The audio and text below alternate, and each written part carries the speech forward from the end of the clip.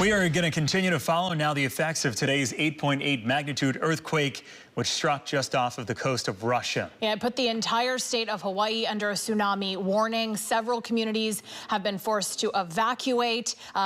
Those waves are going to start hitting in the next couple of minutes here. Joining us from Kauai tonight is Kitty Cole from Walnut Creek. She's been vacationing on the island. Kitty, what part of the island are you on?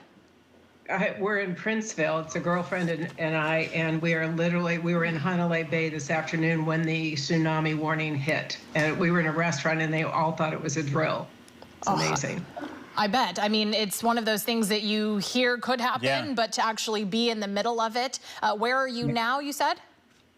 We're actually back in our condo, which is about 4 or 5 miles away. But when we got the alert, we actually went to a grocery store, buying a few things. The checkout gal said, "You have to leave right now. We're closing the store. The tsunami was not a drill, it's real."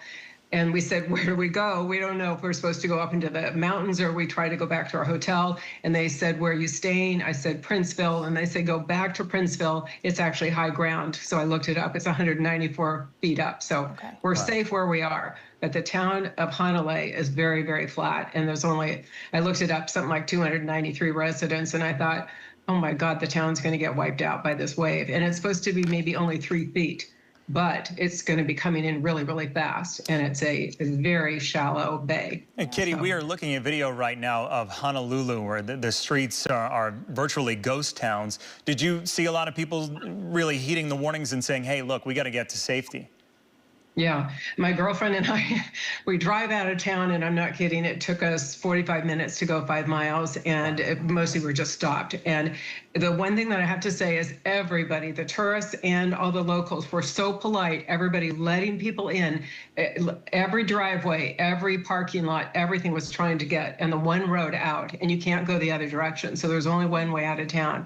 And there were 2 cops monitoring the one-way bridges, which is really good because it also moved us a lot faster. But I think a lot of us felt panicky because we didn't move probably for 15 or 20 minutes. And then all of a sudden, the cops showed up, I think, and monitored the traffic. It was crazy. And I can imagine what the rest of the islands look like. And we've been watching the news. So it's absolutely crazy making to get into a line and not move. And then you get a little worried that you're going to be there at 7 o'clock. And evidently the wave is hitting.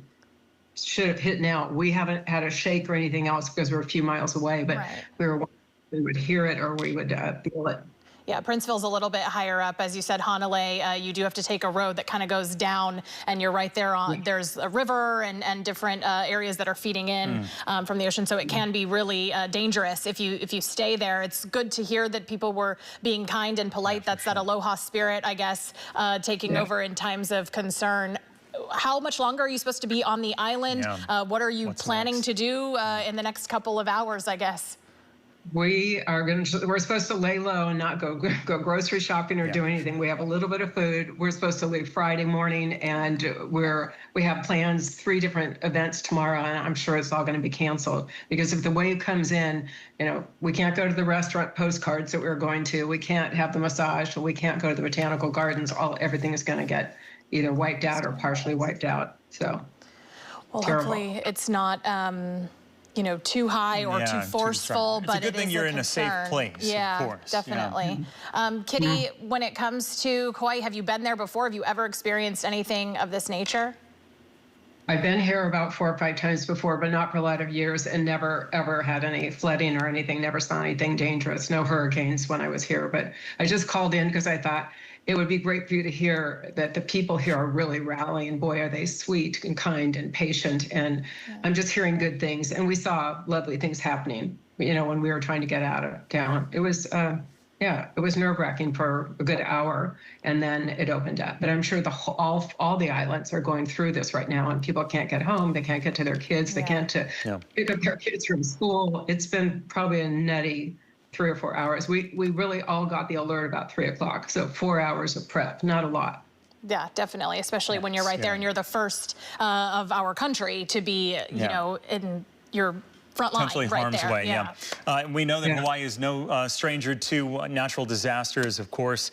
Kitty Cole from Walnut Creek, we want to thank you so much for joining us tonight, and stay safe out there. Stay safe, Kitty. Yeah, thank you. Pray for the islands. Boy, it's going to be a hard day because the waves are supposed to wrap around once they hit Hanalei Bay, the rest of the island. Always in our hearts. Thank you, Kitty. Thank you.